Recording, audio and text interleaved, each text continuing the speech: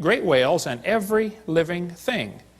Now, the textbooks in school are going to teach your kids that every living thing happened by itself. They're not going to teach them God created every living thing, that's for sure. Here's a textbook that says, the history of life on earth began about 3.5 billion years ago. How this occurred has been and will continue to be a topic for inquiry. Let me give you the Hovind translation of what they just said. What they just said is, it's okay to inquire how it evolved. It is not okay to inquire if it evolved. Hey kids, you're allowed to research, how did evolution happen? And if some kid says, well, maybe it didn't happen at all. Oh, shut up, kid, you're out of my class, okay? The only way you can research is, how did it happen? You cannot even ask the question, did it happen? That's not education. That's indoctrination. Nobody knows how a mixture of lifeless chemicals spontaneously organize themselves into the first living cell. Paul Davies said, nobody has a clue how life got started from non-living material by itself. There is not even a good theory how it can happen, but the textbooks are going to teach your kids, it just happened, okay? They just tell them, hey, it happened. And you can't even consider the option that maybe God made it. Here's what happened. Back in the 50s, two guys, Miller and Urey, decided to figure out how life evolved. So they took a mixture of chemicals and ran it through these tubes and tried to create life in the laboratory. The experiment's been duplicated many, many times, always been a failure, and always created more problems for the evolutionist. This textbook says, although he never proved how life originated, he did add evidence to the theory that life could have started by itself. That is a lie. All they did was create problems for the idea that life could have started by itself. This one says, swirling in the waters of the oceans is a bubbling broth of complex chemicals. Progress from a complex chemical soup to a living organism is very slow. There are several different articles that say life came from clay. They did not address the origin of life in Darwin's book, and it's never been figured out since how life could have started. What he did is he took these 4 chemicals and put them in these glass tubes, made them circulate around, and tried to create life in the laboratory. This textbook says, many important events occurred during the Archean era, the most important of which was the evolution of life. Progress from complex molecules to the simplest living organism was a very long process. I guess so. If you give it billions of years, somehow it looks more reasonable, This one says, the first living cells emerged between 4 billion and 3.8 billion years ago. There is no record of the event. But you better believe it, and you're going to be tested on it. The first self-replicating systems must have emerged in this organic soup. So great-great-great-great-grandpa was soup. This is one of the lies in the textbooks you kids have to face. Nobody has a clue how life could have gotten started by non-living chemicals. Even Haeckel confessed, he's the guy we talked about in the last session, that made up the idea that the embryo has gill slits, so they could justify abortion. Haeckel said, he claimed that spontaneous generation must be true, not because it had been proven in the laboratory, but because otherwise it would be necessary to believe in a creator. Well, Ernst, I'm sorry, bud, that's just the way it goes. Okay? So have they really produced life in the laboratory? Here's what they did. They took 4 gases. They took methane, ammonia, water vapor, and hydrogen, ran them through these tubes, ran it through a spark chamber supposed to simulate lightning. And say, we're going to put them together and make life in the laboratory. At the bottom of the flask, they got this red goo, and they kept draining the goo off, because if it went through the spark again, it would destroy it.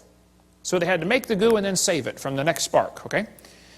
They said in the textbook here it was rich in amino acids, this red goo was. Well, that's simply a lie, okay? They didn't come close to making life. The problem is they had a reducing atmosphere. In other words, he excluded oxygen. You can look at his 4 gases. There's no oxygen there. He knew if he had oxygen in there, it would oxidize whatever chemicals tried to combine.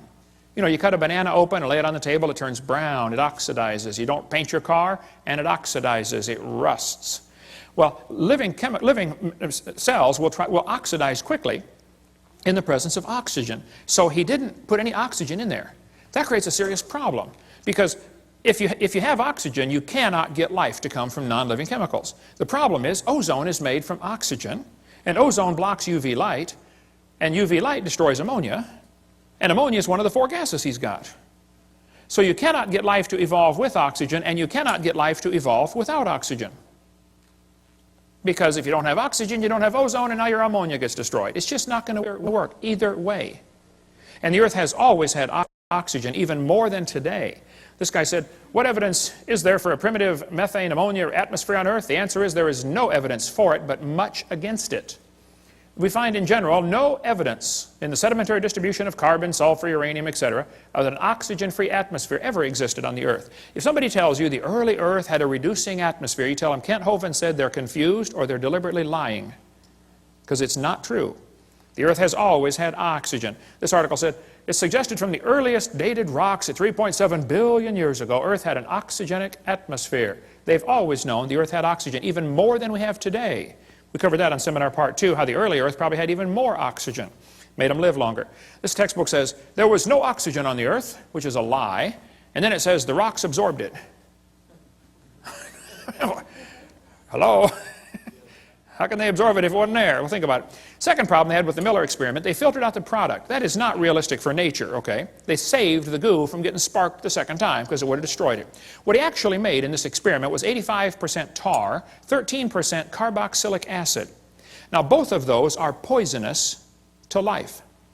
If you make a mixture that's 98% poisonous to the other 2%, I don't think it's logical to say you've succeeded in creating anything that's going to help make life, okay? The problems are he made mostly only 2 amino acids. There are 20 different ones required to make life. 20 different amino acids. Now, these amino acids are kind of like letters of the alphabet, okay? You have to have 26 letters in the English alphabet to make all the words that we have. Well, you have to have 20 different amino acids to make all the proteins that your body has. With those 20 different amino acids, your body can build a bazillion different kinds of proteins. Kind of like you can make a lot of different words with the same 26 letters, okay? What he actually made was a couple of letters, like 2 of the letters of the alphabet, by combining these gases.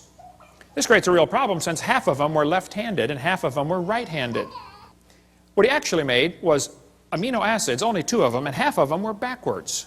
I mean, if I drop letters of the alphabet, there's a 50-50 chance some of them are going to land upside down. They don't do any good. You have to have them all facing the right way. The smallest proteins we know of have about 70 to 100 amino acids, all of them facing the right way. This greatly compounds the problem, okay? DNA and RNA are all right-handed, all other proteins are left-handed. It's a very puzzling fact. All proteins that have been investigated from animals, plants, and higher organisms, and from simple organisms, bacteria, molds, even viruses, are made of left-handed amino acids. They're all that way. So he's really got a problem since half of his letters were backwards. And there are hundreds of amino acids required to combine in just the right way to make a protein, and they unbond in water faster than they bond.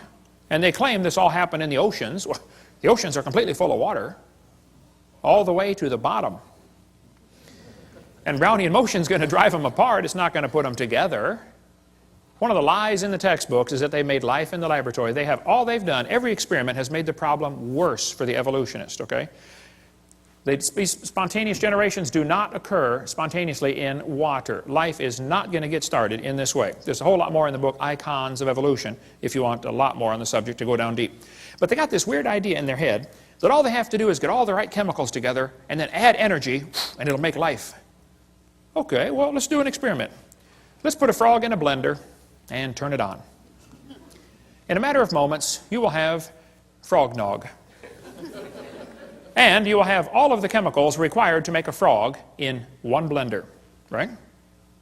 Then we're going to add energy. You can turn it on puree for 30 minutes. You can nuke it, microwave it, zap it with jumper cables. I don't care what you do. Drop a hand grenade in there. Add all the energy you want, okay? How long will it take to reassemble the frog? It'll never happen. See, just getting the chemicals together isn't the problem. You go to the mortuary, you got a dead body laying there, you got all the chemicals required for life right there in one spot. Bring it back to life. Life is something different. I don't think science has ever defined that clearly, but they talk about how we all came from this early life form. Once this first life form got started, this single cell, then it evolved into everything else. Like this textbook shows the kids that a bacteria slowly evolved to a human. These trees of life are absolute propaganda. There is no evidence for any of these, okay? Even Mary Leakey said, those trees of life with the branches of our ancestors, that's a lot of nonsense, okay? Stephen Gould said the evolutionary trees that adorn our textbooks are not the evidence of fossils, that's for sure. There is no evidence that any animal is related to any other kind of animal. But this textbook says, all the many forms of life on Earth today are descended from a common ancestor found in a population of primitive unicellular organisms. There's no such thing as a primitive unicellular organism. If it's alive, it's complicated. We'll cover more on that in a minute. And then it says, no traces of those events remain. What they do is they tell the kids, okay kids, the mammals, the birds, and the crocodiles have a common ancestor. They draw these trees in the books, and they look so pretty, and the kid goes, wow, they've got proof. I saw it in my book. No, they've got a picture.